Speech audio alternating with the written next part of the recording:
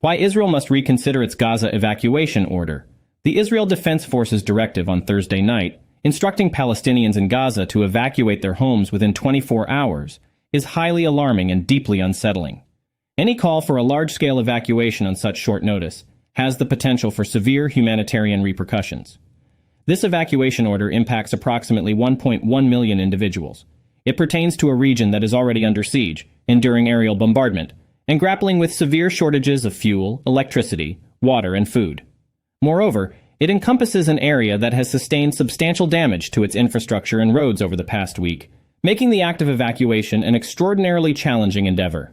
Furthermore, this directive extends to United Nations staff members and over 200,000 people who have sought shelter in UN facilities, including schools, health centers, and clinics. Among those affected are hundreds of thousands of children, with nearly half of Gaza's population being under the age of 18. The gravity of this situation cannot be overstated.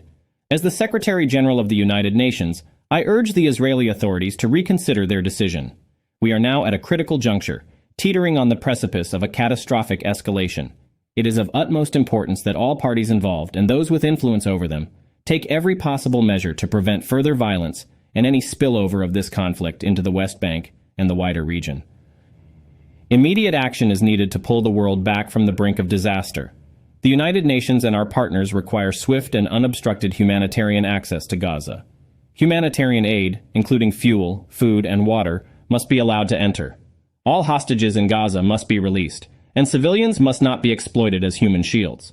International humanitarian law, including the Geneva Conventions, must be upheld and respected, ensuring the protection of civilians on both sides. Hospitals, schools, clinics, and United Nations facilities should never be targeted. The loss of our colleagues in Gaza during the past week is a solemn reminder of the human cost of this conflict. Nevertheless, United Nations personnel remain committed to supporting the people of Gaza.